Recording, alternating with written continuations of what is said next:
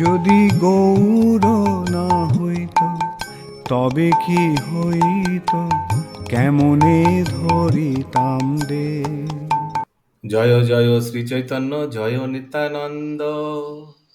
জয় জয় শ্রী চৈতন্য জয় নিত্যানন্দ। জয় দ্বৈত চন্দ্র, জয় গৌর ভক্ত বৃন্দ। জয় জয় গৌর জয় জয় জয় শ্রী চৈতন্য, জয় নিত্যানন্দ। জয় জয় শ্রী চৈতন্য, জয় নিত্যানন্দ। জয় দ্বৈত চন্দ্র, জয় গৌর ভক্ত বৃন্দ। জয় জয় জয় শ্রী চৈতন্য, জয় নিত্যানন্দ। জয় জয় শ্রী চৈতন্য, জয় নিত্যানন্দ। জয় দ্বৈত চন্দ্র, জয় গৌর ভক্ত বৃন্দ। জয় চন্দ্র, জয় গৌর। হরে কৃষ্ণ। তো আমরা চৈতন্য চরিতামৃতের আদি লীলায় আছি, আর আদি লীলায় আমরা আজকে শ্লোক সংখ্যা 92 থেকে আমরা কন্টিনিউ করব। তো শুভঙ্করী মাতাজি মিউট, হরিশ প্রভু মিউট, হরিবল্লভ চৈতন্য প্রভু মিউট, মিউট মিউট। ওকে, তো হ্যাঁ, অশোক প্রভু মিউট। তো গতকাল আমরা কবিরাজ গোস্বামী বলছিলেন যে প্রথম শ্লোকে করি সামান্য মঙ্গলাচরণ, এবং সেই আবার মঙ্গলাচরণের বর্ণনা করছিলেন, এবং ভগবান গৌরাঙ্গ মহাপ্রভু নিত্যানন্দ প্রভুর আবির্ভাবের কারণ বলা হচ্ছিল। মূল কারণ যে ধর্ম প্রজ্জিত, মানে যে চিটিং রিলিজিয়ন ছিল সেগুলোকে সরানোর জন্য, আর ভগবত প্রেম স্থাপন করার জন্য। তো আজকে শ্লোক সংখ্যা 92 থেকে কন্টিনিউ হচ্ছে। তার মধ্যে মোক্ষ বাঞ্ছা কৈতব প্রধান। বলুন বলুন সবাই। তার মধ্যে যাহা হইতে কৃষ্ণ ভক্তি হয় অন্তর্ধান।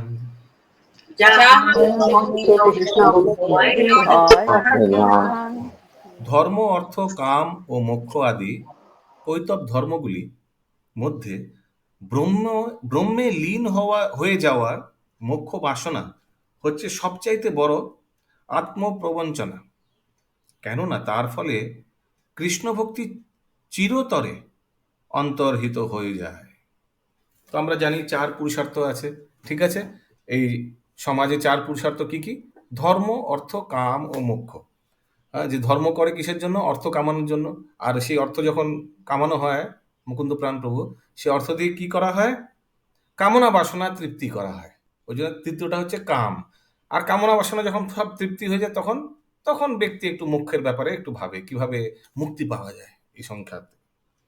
তো এই 4টের মধ্যে কবিরাজ গোস্বামী বলছেন যে ব্রহ্মে লীন হয়ে যাওয়ার যে মোক্ষ বাসনা হচ্ছে সবচাইতে ডেঞ্জার।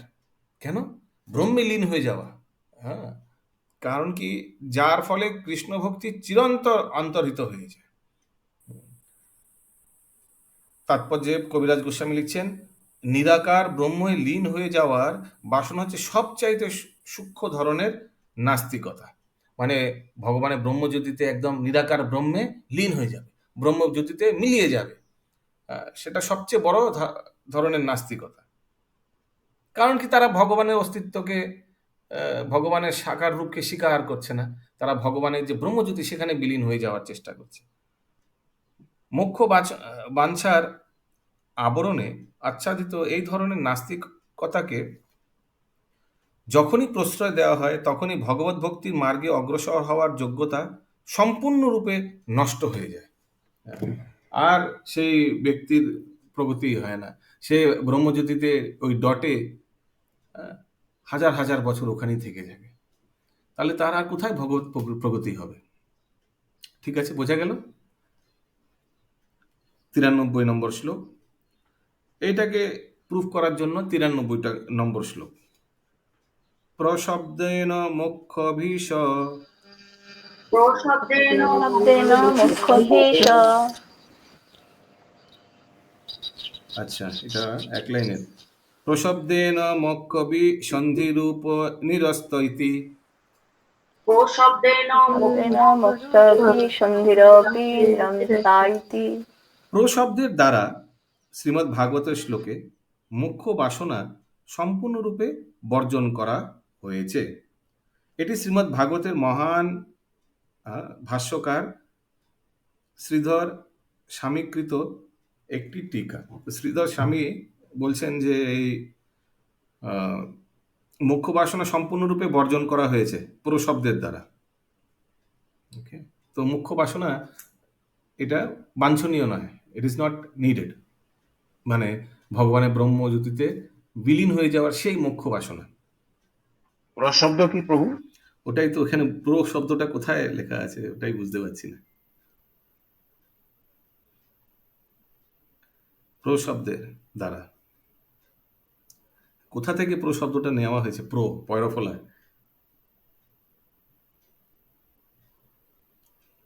ওকে, এনিওয়েজ,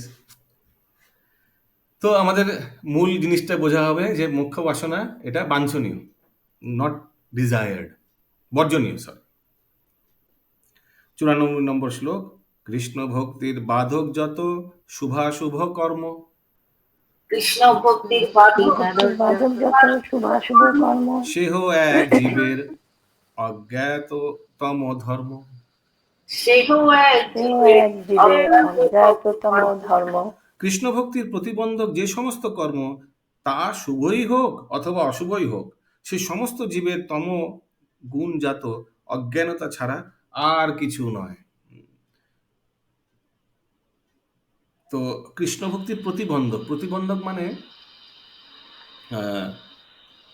মানে বাধা। প্রগতি, কৃষ্ণ ভক্তির মানে প্রগতির জন্য যেসব অবস্ট্রাকশন,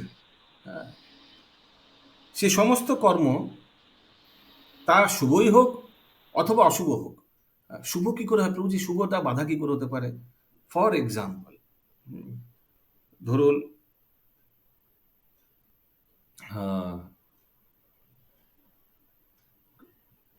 আমরা জব করছি, আর ধরুন সেই সময় কোনো দেবী পূজা চলছে, তো যদি কেউ বলে জবটা বন্ধ করে এখন দেবী পূজা চলছে, এখন সেটাকে মন দাও, তো দেবী পূজা সামাজিক স্তরে তো সেটা শুভই মানে, কিন্তু সেই সময় ভগবানের হরিনাম জপ সেটা বেশি মাহাত্ম্য।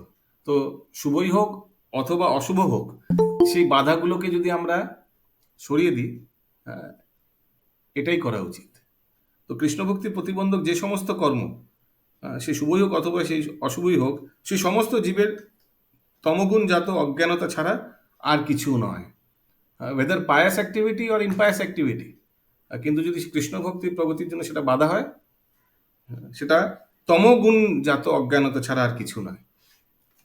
তাৎপর্যে এই পরিচ্ছদে শ্রী চৈতন্য মহাপ্রভু এবং শ্রী নিত্যানন্দ প্রভুকে যে সূর্য ও চন্দ্রের সঙ্গে তুলনা করা হয়েছে, কিছু শ্লোক আগে সূর্য ও চন্দ্রের সঙ্গে তুলনা করা হয়েছিল না মহাপ্রভু ও নিত্যানন্দ প্রভুকে, তা অত্যন্ত তাৎপর্যপূর্ণ। জীব হচ্ছে চিৎ স্ফুল্লিঙ্গ এবং কৃষ্ণ ভাবনায় যুক্ত হয়ে ভগবানের সেবা করাই হচ্ছে তার স্বরূপগত ধর্ম। তথাকথিত পুণ্যকর্ম ও নানা রকমের সংস্কার, পুণ্য অথবা পাপ কর্ম, এমনকি জড়বন্ধন থেকে মুক্ত হওয়ার বাসনা, এই সব কিছুই চিৎ স্ফুল্লিঙ্গের আবরণ বলে বিবেচনা করা হয়। তো চিৎ স্ফুল্লিঙ্গ হচ্ছে আমরা, আর সেটার আবরণ, আবরণ মানে সেটাকে ঢেকে দিয়েছে কি কি, যেমন নানা রকমের সংস্কার, পুণ্য অথবা পাপ কর্ম, এবং কি জড়বন্ধন থেকে মুক্ত, এগুলো সব আমাদের চিৎ স্ফুল্লিঙ্গ, মানে আমাদের আত্মাটাকে এগুলো ঢেকে দিয়েছে, এগুলো আবরণ, এগুলো জড় আবরণ। হ্যাঁ, বোঝা যাচ্ছে অশোক প্রভু? হ্যাঁ, তো চিৎ স্ফুল্লিঙ্গ মানে আমাদের আত্মাটাকে, এগুলো সব আবরণ। लेकिन संस्कार तो करने हम लोग को बोला जाता है। হ্যাঁ, এগুলো কর্মকাণ্ড সংস্কার তো আমাদের বর্জনীয়, এগুলো করার দরকার নেই কৃষ্ণ ভক্তিতে আসার। 16 संस्कार तो बोला না जाता না है না ना। না, সেটা তো আধ্যাত্মিক সংস্কার। 16 সংস্কার তো এগুলো তো আধ্যাত্মিক সংস্কার, কিন্তু আরো অনেক কুসংস্কার আছে শাস্ত্রে, সেগুলোর এখানে কথা বলা হচ্ছে, জড়জাগতিক কুসংস্কার।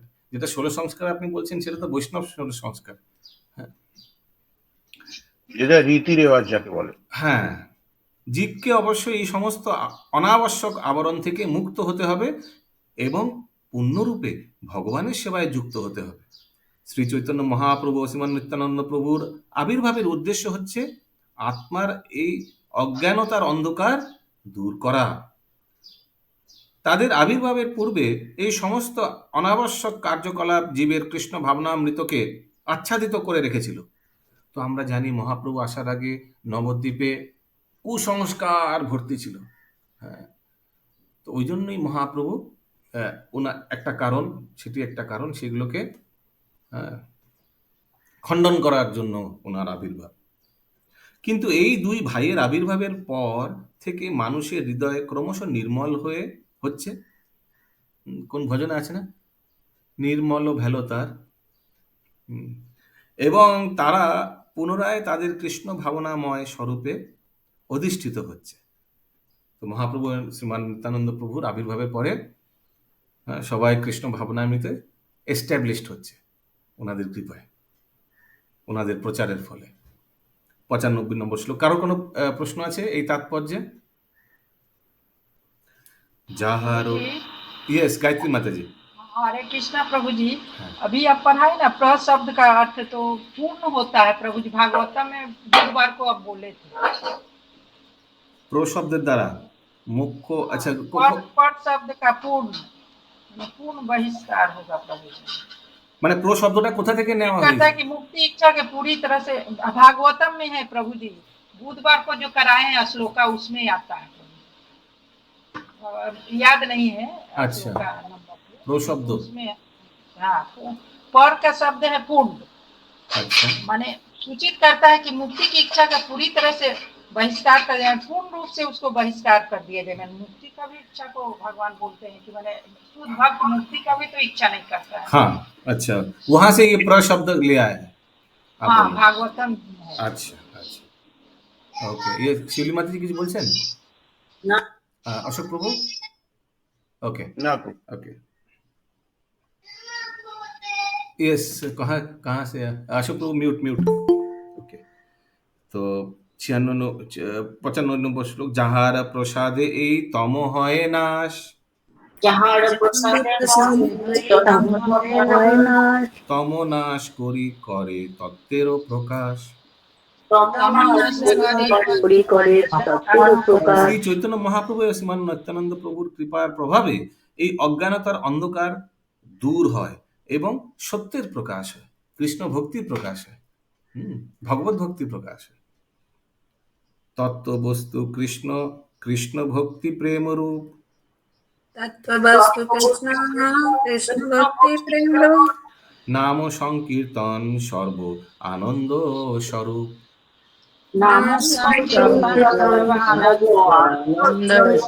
পরম তত্ত্ববস্তু হচ্ছেন শ্রীকৃষ্ণ এবং সেই শ্রীকৃষ্ণের প্রতি বিশুদ্ধ প্রেম জনিত ভক্তি লাভ হয় তার দিব্য নাম সংকীর্তন করার মাধ্যমে। আর এই নাম সংকীর্তন হচ্ছে সমস্ত আনন্দের মধ্যে শ্রেষ্ঠ আনন্দ। হরে কৃষ্ণ। प्रभु एक प्रश्न है, হ্যাঁ, यहाँ पे 94 में बोला गया है कि भव बंधन से छूटने की इच्छा, ये भी आध्यात्मिक स्फुलिंग के आवरण माने जाते हैं। ये किस तरह से आवरण है प्रभु? এমনকি জড়বন্ধন থেকে মুক্ত হওয়ার বাসনা। তো আমাদের বুঝে নিতে হবে, যেমন যোগীরা তারা এই সংসার জড়বন্ধন থেকে মুক্ত হয়ে কোনো এক একান্ত জায়গায় ভজন কীর্তন বা যোগ সাধনের জন্য চেষ্টা করছে। কিন্তু আমরা বৈষ্ণব সিদ্ধান্তে আমরা মানে এই জড়জাগতকে যা আছে সেটাকে নিয়েই আমরা ভগবত ভক্তির সেবায় লাগানোর চেষ্টা করি। যেমন উদাহরণে শিল প্রভুপাদ বলছেন যে কোনো এক ব্যক্তিকে টাকা দেওয়া হচ্ছে, সে বলছে না না এগুলো জড়বন্ধন, এগুলো আমায় দিও না, আমি আসক্তি হয়ে যাবো টাকার প্রতি। কিন্তু শিল প্রভুপাদ বলছেন যদি কেউ আমায় এতগুলো টাকা দিতে চান আমি এইভাবে দু হাত ফেলে নিয়ে নেব আর কৃষ্ণ ভক্তিতে আমি সেবায় লাগিয়ে দেবো। তো লোকে ভয় পায়, যোগীরা ভয় পায় যে জড়বন্ধনে ফেসে যাব, আমি মায়ের মধ্যে ফেসে যাব। কিন্তু বৈষ্ণবরা ভয় পায় না, এই জড়জগৎকে ভয় পায় না, জড়জগৎকে বরঞ্চ ভগবানের সেবায় কাজে লাগায়। ওকে ओके, 97 নম্বর শ্লোক। 96 হয়ে গেছে না? হ্যাঁ, নাম সংকীর্তন হচ্ছে সমস্ত আনন্দের মধ্যে শ্রেষ্ঠ আনন্দ, ঠিক না?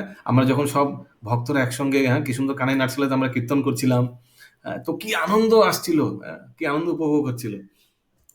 সূর্য চন্দ্র বাহিরের তমসে বিনাশে, সূর্য চন্দ্র বহির বস্তু ঘট পট আদি সে প্রকাশে।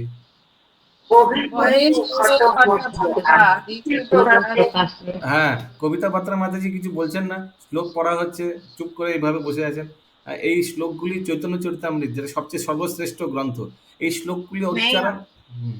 हाँ बोलून कविता माता जी। नहीं, हम बोल रहा है, ऐसा कुछ नहीं है कि I am not, at least trying some जो पॉसिबल होता है दैट आई एकदम एग्जैक्टली। तो चलेगा, एग्जैक्टली नहीं होने से भी एटलीस्ट कर्मणा मनसा वाचा, 3 एक साथ सेवा में लगाना है। मन से अंडरस्टैंड करना है, और मुंह से बोलना ये भी कर्मणा है, वाणी से बोलना ये भी वाचा है। तो আপনারা যদিও শ্লোক হয়তো বাংলায় আছে, পড়তে অসুবিধা হচ্ছে, উচ্চারণ করতে অসুবিধা হচ্ছে, but give your try, give your best. সবাই উচ্চারণ, সবাই চেষ্টা করবেন উচ্চারণ করতে, ঠিক আছে? হ্যাঁ, আর উচ্চারণ করার সময় हम लोग बहुत अच्छे से ये सब सुन लेते हैं और पढ़ भी लेते हैं, लेकिन इसको अप्लाई करना में तब भी हम लोग को बहुत कठिनाई होता है। কিন্তু অ্যাপ্লিকেশন অটোমেটিক হবেই হবে একদিন, যদি ভালো করে মন দিয়ে শুনবেন। হ্যাঁ, 100% এটা ন্যাচারালি এগুলো একদিন চলে আসবে।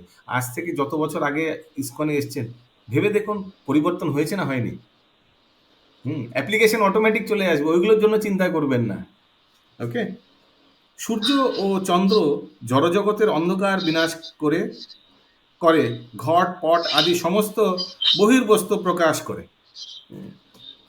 ঘট পট, ঘট মানে যা জানেন ঘট, কলসি, আর পট মানে হচ্ছে পাত্র। তো যখন সূর্যের রশ্মি সেই ঘট পট মানে জড়জগতিক জিনিসের উপর পড়ে, তখন সব অন্ধকার বিনাশ করে দেয়।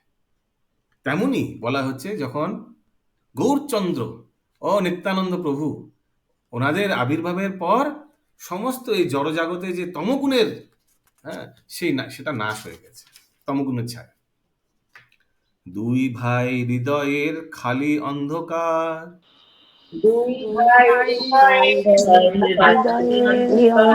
দুই ভাগবত সঙ্গে করান সাক্ষাৎকার।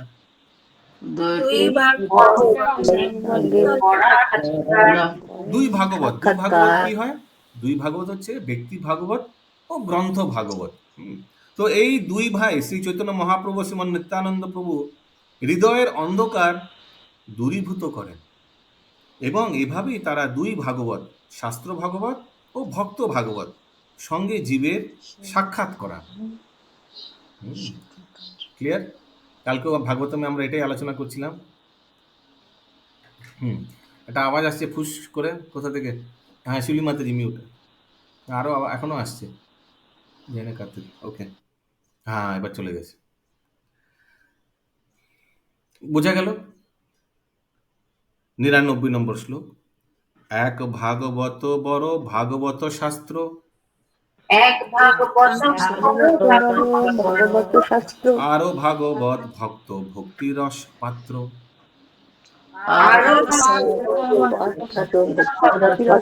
এক ভাগবত হচ্ছেন মহান শাস্ত্র শ্রীমৎ ভাগবত, শ্রীমৎ ভাগবতম, যেটা আমরা দুপুরবেলায় অধ্যয়ন করি, এবং অন্যজন হচ্ছে ভক্তি রসে মগ্ন ভগবানের শুদ্ধ ভক্ত। আহা, হরি বল। এই দুই প্রকারের ভাগবত। তো বলা হচ্ছে যে এই দুই ভাগবতের সঙ্গে করান সাক্ষাৎকার, মানে জীবেদের এই দুই ভাগবতের সঙ্গে সাক্ষাৎকার করান, তার মানে তারা ভাগবত অধ্যয়ন করে প্লাস মহান ভাগবতদের সঙ্গ লাভ করে। 100 নম্বর শ্লোক। দুই ভাগবত দ্বারা দিয়া ভক্তি রস,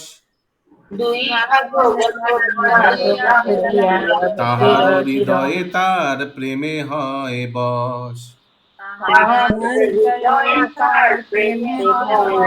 এই দুই ভাগবতের দ্বারা ভগবান জীবের হৃদয়ে ভক্তিরস দান করেন, এবং এভাবেই ভক্তের হৃদয়ে বিরাজমান ভগবান তার প্রেমের বশীভূত হন। হরি বল। এইভাবেই ভক্তের হৃদয়ে, তো ভগবান জীবের হৃদয়ে ভক্তিরস দান করেন, এই দুই ভাগবতকে দিয়ে ভক্তিরস দান করেন, তো ভক্তিরস হৃদয়ে স্থাপন হয়ে যায়। আর এভাবেই ভক্তিরস হৃদয়ে বিরাজমান ভগবান তার প্রেমের বশীভূত হন। হ্যাঁ, মানে একদম ভক্তের প্রেমে বশীভূত মানে কি বলবো, একদম ভগবান ভগবানকে যা বলবে সেটাই করবে। বশীভূত মানে বোঝেন কি, একদম বশে চলে আসে, ভক্তের বশ মে আ যাতা হ্যাঁ। যেভাবে আমরা দেখি মা যশোদা কিভাবে ভগবানকে লালন পালন করছে, ভগবানকে খাওয়াচ্ছে, আর ভগবানও চুপচাপ বসে খুব হ্যাঁ শান্তশিষ্ট বাচ্চার মতো সব উনিও গ্রহণ করছে, ভগবানকে মা যশোদা খাওয়াচ্ছেন, উনিও খাচ্ছেন, একদম বশে চলে এসছে, কন্ট্রোলে চলে এসছে ভক্তের। এক অদ্ভুত সমকালে দোহার প্রকাশ,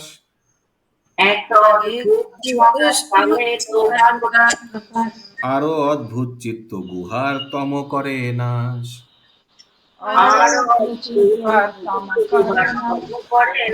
এই দুই ভাই একই সময় প্রকাশিত হন, একই সময় মানে একই দিনে এরকম না, মানে ওই মোরাললেস সেম টাইম, নিত্যানন্দ প্রভু ও মহাপ্রভু।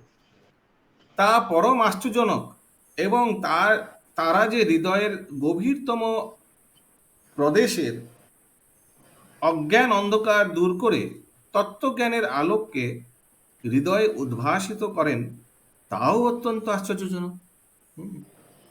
দুজনে একই সময় মোরাললেস জন্মগ্রহণ করেছেন, মানে অবতার হয়েছেন, এবং দুজনেই একই কার্যকে কিভাবে এই হৃদয়ে, এই জীবের যে হৃদয়ে তমগুণের প্রভাব, সেটাকে মুছে দেওয়া যায়, মানে প্রচার করে কৃষ্ণ ভক্তি, কৃষ্ণ প্রেম কিভাবে সেটাকে রিপ্লেস করা যায়, সেটা নিয়ে তারা একই সময়ে মানে কার্যকলাপ করছে। ওকে, তো কবিরাজ গোস্বামী বলছেন সেটাও আশ্চর্যজনক, মানে সেম টাইম সেম এজেন্ডা নিয়ে দুজন এসছে, আর দুজনেই ভগবান। বোঝা গেল? 102 নম্বর শ্লোক। এই চন্দ্র সূর্য দুই পরম সদয়,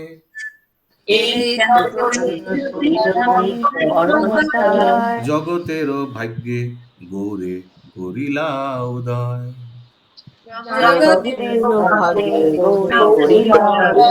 এই দুই সূর্য ও চন্দ্র জগতের মানুষের প্রতি অত্যন্ত সদয়, অত্যন্ত সদয় মানে অত্যন্ত কৃপাময়, সকলের মঙ্গলের জন্য তারা গৌর দেশে পূর্বে দিগন্তে উদিত হয়েছেন।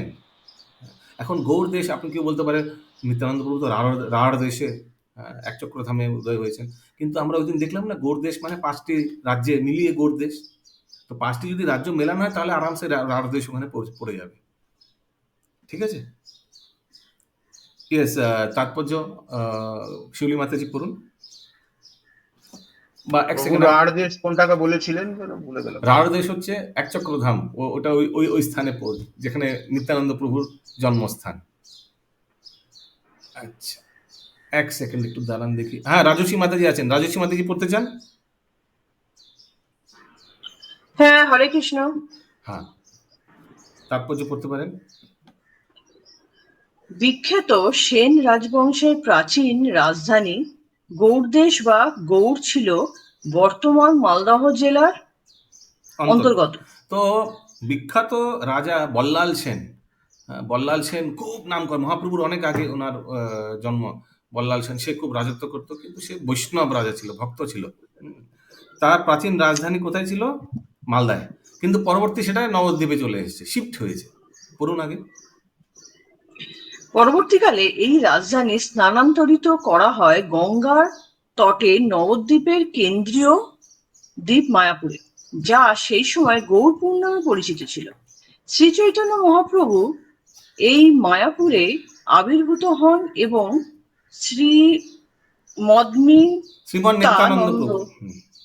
মন্নিতানন্দ প্রভু বীরভূম থেকে এসে সেখানে তার সঙ্গে মিলিত হন। আমরা জানি, দেখি পুনম শাহ মাতাজি আছেন কিনা। পুনম শাহ মাতাজি আছেন কিন্তু অ্যাবসেন্ট মাইন্ডেড, প্রেজেন্ট কিন্তু অ্যাবসেন্ট, এটাই হচ্ছে ব্যাপার। ওকে, কারণ কি ওনার জন্য একটা প্রশ্ন ছিল তাহলে।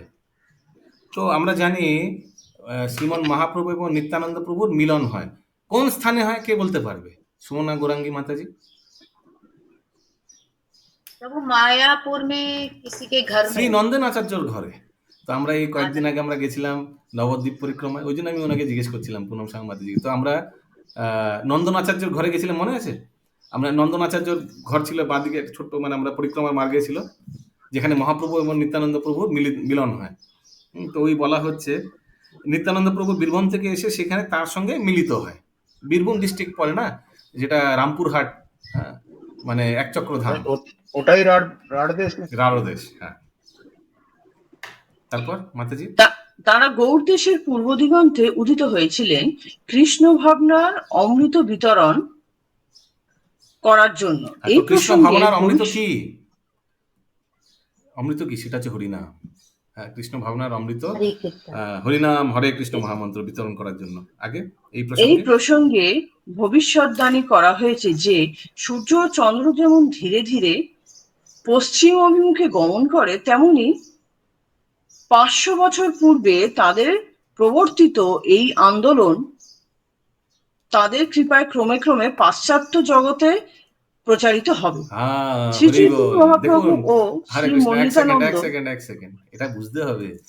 দেখুন, সূর্য উদয় কোথা হয়? পূর্বে, কিন্তু অস্ত কোথা হয়?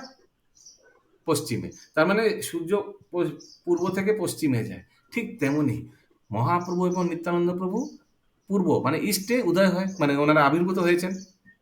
কিন্তু আস্তে আস্তে এই হরিনাম দিয়েছেন, আর হরিনাম ওয়েস্টার্ন ওয়ার্ল্ডে পৌঁছে গেছে, মানে পাশ্চাত্য পশ্চিমে পৌঁছে গেছে তার সেনাপতি ভক্ত জগৎগুরু শিল প্রভুপাদের দ্বারা। জগৎগুরু শিল প্রভুপাদ কি জয়। হ্যাঁ, বোঝা গেল কিভাবে পূর্ব থেকে পশ্চিমে চলে গেল। হ্যাঁ, এবং এই আন্দোলন তাদের কৃপায় ক্রমে ক্রমে পাশ্চাত্য জগতে প্রচারিত হবে। তারপর শ্রী চৈতন্য মহাপ্রভু ও শ্রী মনিতানন্দ প্রভু বদ্ধ জীবের 5টি অজ্ঞানতা দূর করেন।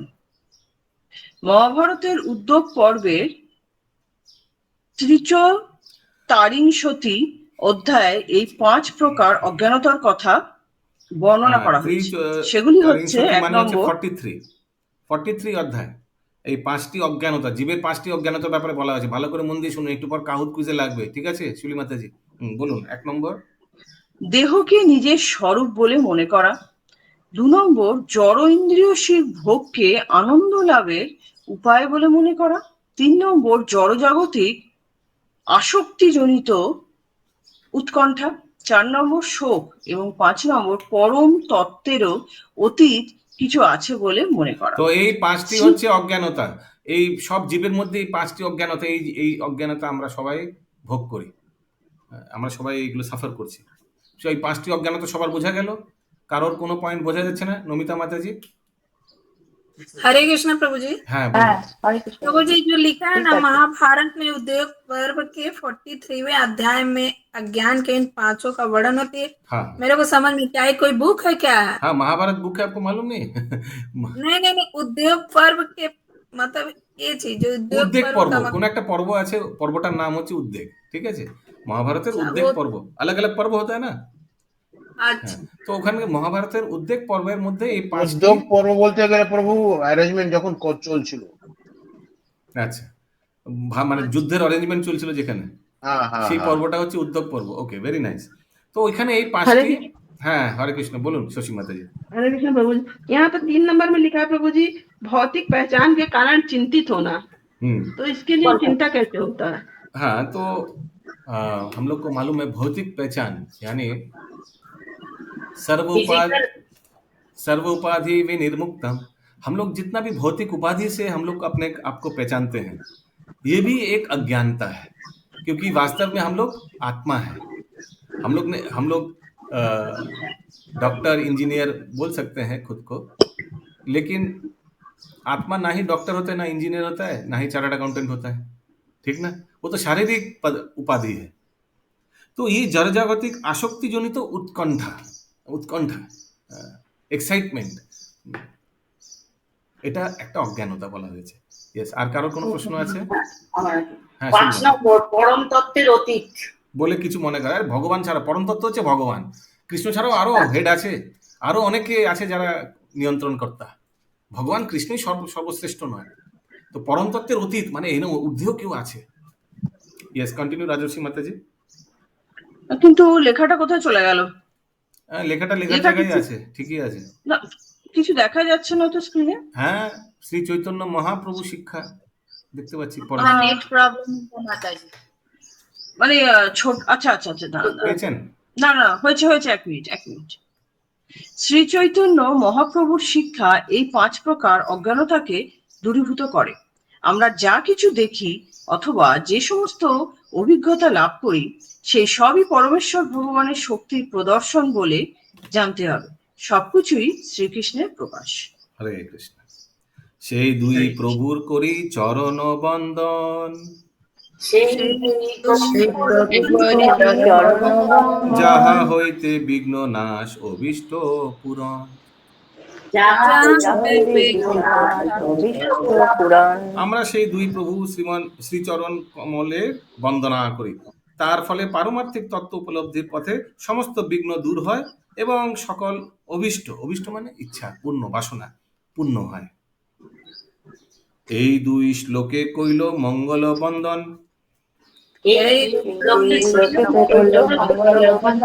তৃতীয় শ্লোকের অর্থ শুনো সর্বজন।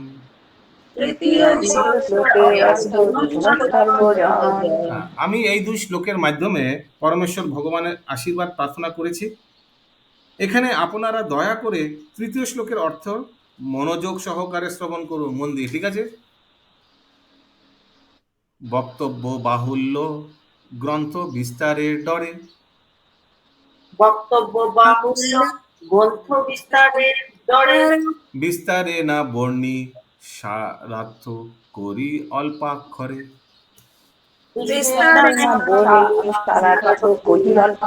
গ্রন্থের বিস্তারের ভয়ে আমি বিস্তারিত ভাবে বর্ণনা না করে যথাসাধ্য সংক্ষেপে তার সারার্থ বর্ণনা করব।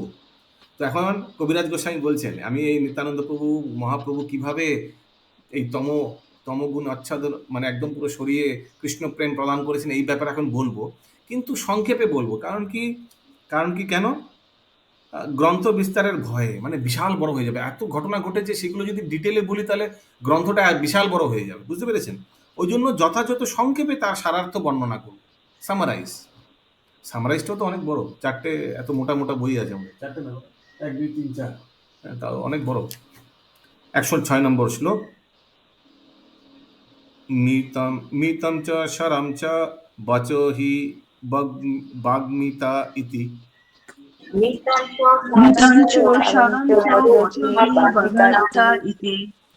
মূল সত্য যদি সংক্ষেপে ব্যক্ত করা যায় তাহলে তাকেই যথার্থ বাগ্মিতা বলা হয়। বাগ্মিতা মানে স্কিলফুল। হ্যাঁ, মূল তত্ত্ব যদি একদম সংক্ষেপে ব্রিফ বলা যায় সেটা বেশি ইম্প্যাক্টফুল হয়। বোঝা গেল ইন্দ্রাবতী মাতাজি?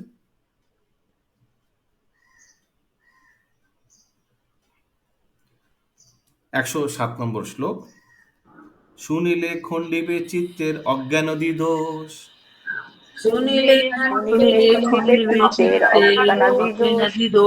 কৃষ্ণে গাঢ় প্রেম হবে পাইবে সন্তোষ। এটা হচ্ছে চৈতন্য চরিতামৃতের কথা ফল।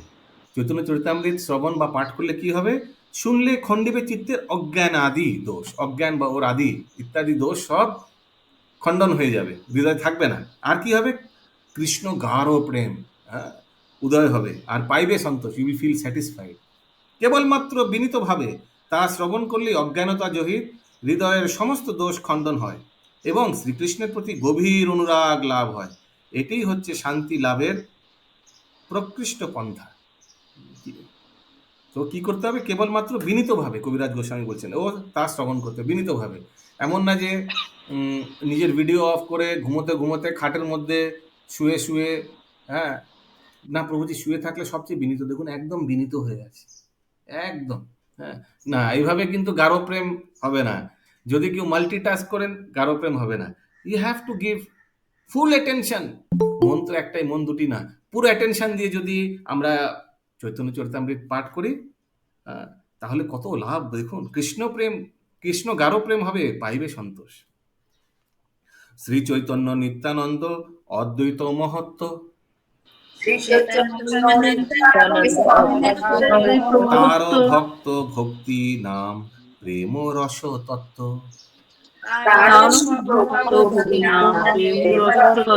ভিন্ন ভিন্ন লিখিয়াছে করিয়া বিচার, শুনিলে জানিবে সব বস্তুত হুঙ্কার,